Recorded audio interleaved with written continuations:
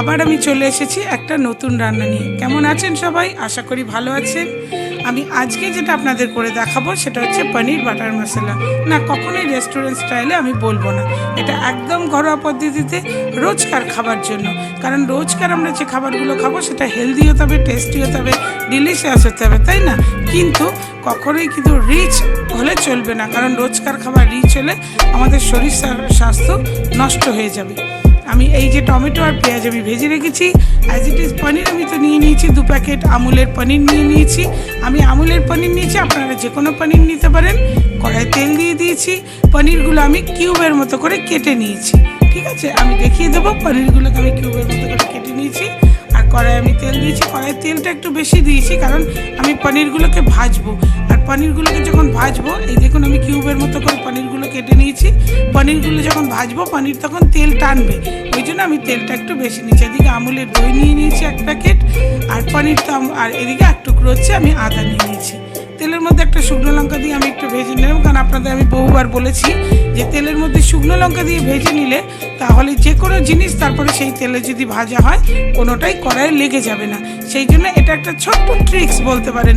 রান্নাঘরে তো আমরা অনেক রকম ট্রিক্স ব্যবহার করি রান্নাটাকে সুন্দর করার জন্য, ভালো করার জন্য, টেস্টি অ্যান্ড হেলদি করার জন্য। এটাও একটা সেরকম ট্রিক্স যে পনিরগুলো কড়াইয়ে লেগে গেলে বাজে লাগবে, দেখতেও বাজে লাগবে, খেতেও বাজে লাগবে, মানে সব মিলে একটা ভীষণ বাজেট হয়ে যাবে। ওই জন্য আমি শুকনো লঙ্কা দিয়ে তেলটাকে ভালো করে গরম করে নিয়েছি। এবার পনিরগুলোকে আমি ভেজে নেবো। কিন্তু একটা কথা মাথায় রাখবেন, পনির কিন্তু অতিরিক্ত ভাজা যাবে না, কারণ পনির কিন্তু অতিরিক্ত ভাজলে পনির চামড়া মতো হয়ে যাবে, খেতে ভালো লাগবে না। আর পনির ভেজে আপনাকে কিন্তু সাথে সাথে গরম জলে ভেজাতে হবে। গরম জল মানে আমি বলছি না টকবক করে ফোটা গরম জল, কিন্তু বেশ গরম, অনেকটাই গরম থাকবে। সেই জলে ডাইরেক্ট কড়াই থেকে পনির তুলে নিয়ে ওর মধ্যে দিয়ে দেবেন। কেন দিচ্ছি পনিরগুলো আমি কড়াইয়ের মধ্যে গরম জলের মধ্যে, সেটা আমি আপনাদের নিশ্চয়ই বলবো। শুধু বলবো না, আপনাদের আমি দেখাবো যে কেন আমি পনিরগুলোকে গরম জলে দিয়েছি এবং তার কী উপকারিতা, সেটা কেন করার দরকার আছে। পনিরগুলোকে আমি ভেজে নিলাম। দেখুন পনিরগুলোকে কিন্তু আমি খুব বেশি ভাজিনি, হালকা হালকা ভেজেছি। কারণ বারবার বলছি পনির অতিরিক্ত ভাজলে কিন্তু রাবারের মতো হয়ে যায়, চামড়ার মতো হয়ে যায়, খেতে ভালো লাগে না। এই যে গরম জলটা আমি করে রেখেছি, এখনও গ্যাসটা জ্বলছে আমার। কড়াই থেকে নিয়ে পনিরগুলো আমি ডাইরেক্ট ওই গরম জলের মধ্যে ঢালবো। মনে রাখবেন, আপনি রান্নাঘরে রয়েছেন, আপনার হাতে কিন্তু পুরো পরিবারের দায়িত্ব যে তাদের শরীর স্বাস্থ্য কেমন থাকবে। রান্নাঘর যখন আপনার হাতে, তখন আপনাকেই কিন্তু প্রত্যেকের শরীর স্বাস্থ্যের খেয়াল রাখতে হবে এবং সেই মতোই রান্না করতে হবে। অনেক রান্না করতে হবে না, আপনি 1টা 2টোই রান্না করুন না, 2টো 3টে পদ রান্না করুন, কিন্তু সেই রান্নাগুলো যেন হাইজিনিক ওয়েতে হয় এবং যেন রোজকার খাওয়ার জন্য খুব বেশি রিচ না হয়। 1-8 দিন রিচ খেলেন ঠিক আছে, কিন্তু এভরিডে যদি খুব রিচ খাওয়া হয় তাহলে কিন্তু শরীরের জন্য ভালো নয়, কোনোভাবেই ভালো নয়। আজকের দিনে দাঁড়িয়ে তো বুঝতেই পারছেন কত রকম রোগের সম্মুখীন হচ্ছে আমরা। পনিরগুলো আমি হালকা ভেজে তুলে নিয়েছি, বাকি পনিরগুলো আমি ভেজে নিয়ে একদম ডাইরেক্ট ইয়েতে দেবো, ওই গরম জলের মধ্যে দিয়ে দেবো। দিয়ে আমি তারপরে আস্তে আস্তে এবার আমার বাকি স্টেপগুলো শুরু করব। আপনারা শুরু থেকে শেষ পর্যন্ত দেখুন। আমার মনে হয় যারা পনির রান্না করতে পারেন না, ভাবেন পনির রান্না করা বোধ একটা বিশাল ঝামেলা, তাদের জন্য কিন্তু খুব ইজি হবে এই রান্নাটা যদি ফলো করতে পারেন। কারণ আমি খুব একটা তাম ঝামের রান্না রাখি না, আমি চেষ্টা করি খুব প্লেন অ্যান্ড সিম্পল ওয়েতে রান্নাগুলোকে করার, যাতে নাকি যারা রান্না একেবারেই পারে না বা রান্নাটাকে যাদের কাছে বিরাট একটা ঝামেলা মনে হয়, তারাও রান্নাটাকে খুব স্পোর্টিংলি করতে পারে, খেলার ছলে রান্নাটাকে করতে পারে। কারণ রান্না আমাদের প্রত্যেককেই করতে হয়, কি আমরা ওয়ার্কিং লেডি বা কি হোম মেকার যেই হই না কেন, রান্না তো আমাদেরকে কেউ ছুটির দিন হলেও করতে হবে বা এমনি দিন হলেও করতে হবে। পনিরগুলো আমি সব তুলে সব জলে ভিজিয়ে দিয়েছি।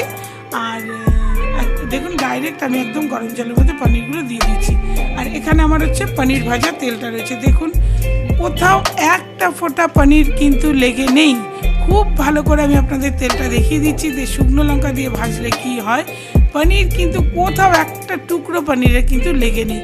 খুব ভালো করে পনিরটা ভাজা হয়েছে, একটু কড়াইয়ে লেগে নেই। ঠিক আছে, আপনারা দেখতে পেয়েছেন, আমি দেখিয়ে দিয়েছি। এবার আমি পরপর স্টেপগুলো শুরু করব, কি কি করব আপনারা দেখতে থাকুন। আমি বলছি, দেখলে পরে বুঝবেন যে একদম প্লেন অ্যান্ড সিম্পল ওয়েতে আমি রান্নাটা করেছি, আপনাদের কাছে একদমই কঠিন মনে হবে না। এবার আমি সাদা জিরে এই তেলের মধ্যে ফোড়ন দিয়ে দেবো। পনিরে সবসময় সাদা জিরে দেবেন, সাদা জিরে একটা সুন্দর গন্ধ হয়। সাদা জিরেটাকে আমি খুব ভালো করে ভেজে নেব। ভেজে নিয়ে এর মধ্যে আমি এক এক করে টমেটো পেঁয়াজ বাটাটা দেব। তারপরে নুন হলুদ মিষ্টি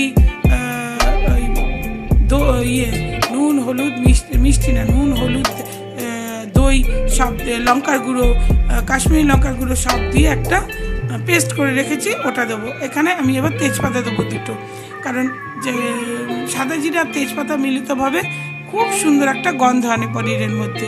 আমি দুটো তেজপাতা ভালো করে ধুয়ে এর মধ্যে দিয়ে দিচ্ছি। আপনারা এবার দেখতে থাকুন আমি পরপর কি দিচ্ছি।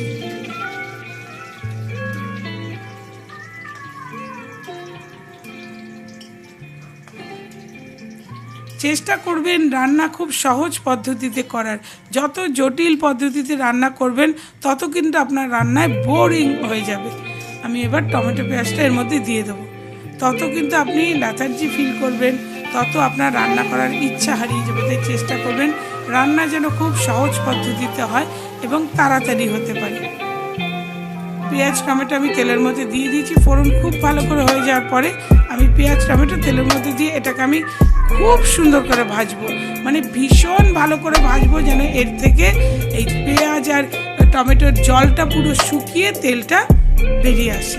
এটা কিন্তু খুব ভালো করে ভাজতে হবে এটা। আর এখানে আমি গরম মশলা, বিরিয়ানি মশলা, দই, শুকনো লঙ্কা, নুন হলুদ সব দিয়ে একটা পেস্ট বানিয়েছি ওইখানে, ওই বাটিটার মধ্যে, ঠিক আছে।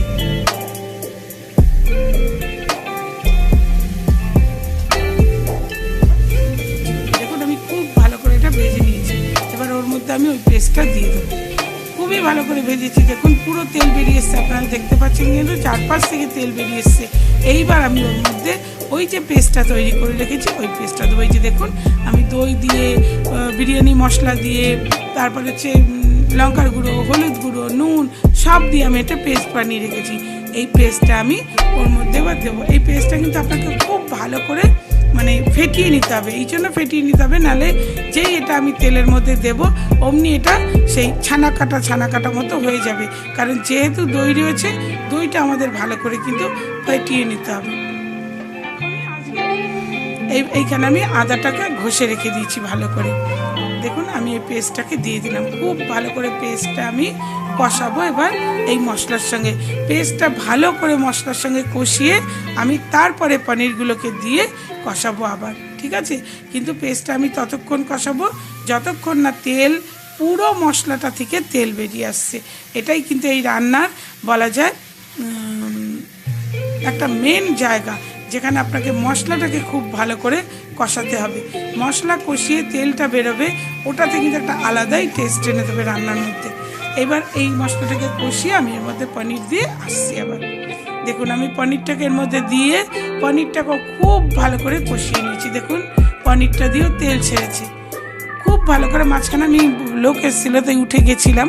এখানে আমি গরম জল বসিয়ে রেখেছি, যেটা আমি পনিরের জন্য দেব।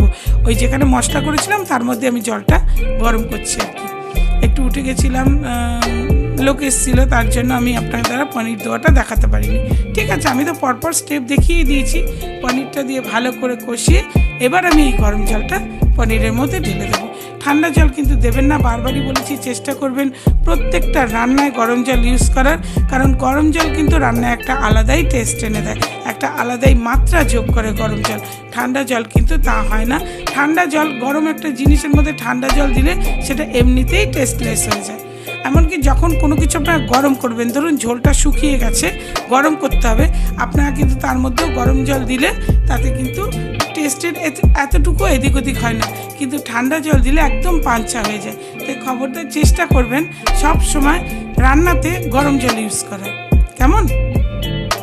আমি জলটা পুরো দিয়ে দিচ্ছি, কারণ পনিরটা আমি একটু তো গ্রেভি রাখবো, তার জন্য পেঁয়াজ টমেটো দই ঠই সব মিলে একটা ঠিক ব্যাপার আসতে হবে, গাঢ় ব্যাপার আসতে হবে।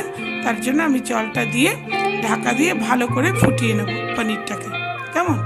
আর ইয়ের মধ্যে মশলার মধ্যে আমি সমস্ত কিছু দিয়ে দিয়েছিলাম, গরম মশলা টশলা সবই দিয়েছিলাম। আপনারা দেখেছিলেন যে মশলাটাকে আমি খুব সুন্দর করে বানিয়েছি। দেখুন আমার তেলটা পুরো ওপরে উঠে গেছে পনিরের থেকে। আমি এমনভাবে কষিয়েছি যাতে তেলটা পুরো ওপরে। এবার আমি এর মধ্যে দিয়ে দেবো এই যে আদাটা ঘষে রেখেছি, এই আদার রস।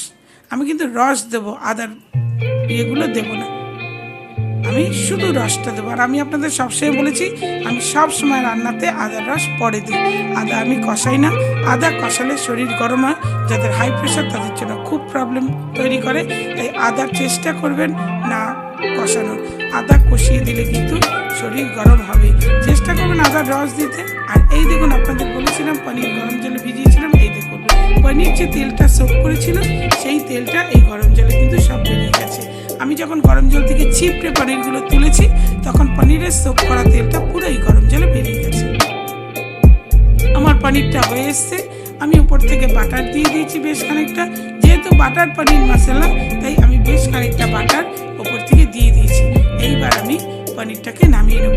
আপনাদের কেমন লাগলো আপনারা জানাতে ভুলবেন না কিন্তু প্লিজ। হ্যাঁ, আপনারা জানালে আমি মনে করবো আমি রান্নাটা ঠিক করতে পেরেছি। কারণ আমিও যে বিরাট রন্ধন পটীয়সী তা তো নয়, আমিও তো সাধারণ রান্না করা ঘরের একজন গৃহিণী, তাই না। এই দেখুন আমার ফাইনাল রেসিপি। আপনাদের কেমন লাগলো নিশ্চয়ই জানাবেন। ভালো লাগলে লাইক কমেন্ট শেয়ার করবেন, খারাপ লাগলে সেটাও বলবেন। আমি যেমন পজিটিভটা নিতে পারি আমি নেগেটিভটাও নিতে পারি, আমার কাছে কোনো সমস্যা নেই। সবাই যে প্রশংসা করবে তার কোনো মানে নেই, সবার যে আমার রান্না ভালো লাগবে এরও কোনো মানে নেই। কারুর ভালো লাগবে কারুর খারাপ লাগবে, কেউ তো এর থেকেও ভালো পদ্ধতিতে করতে জানে, তাই না। তার জন্য বলছি আপনাদের যার যেরকম মনে হবে খোলা মনে জানাবেন, আমি খোলা মনে অ্যাকসেপ্ট করব, কোনো সমস্যা নেই। সবাই করে খাবেন, বাড়ির লোকেদের খাওয়াবেন। বারবার বলছি ভালো থাকবেন, সুস্থ থাকবেন, সুন্দর থাকবেন। আবার দেখা।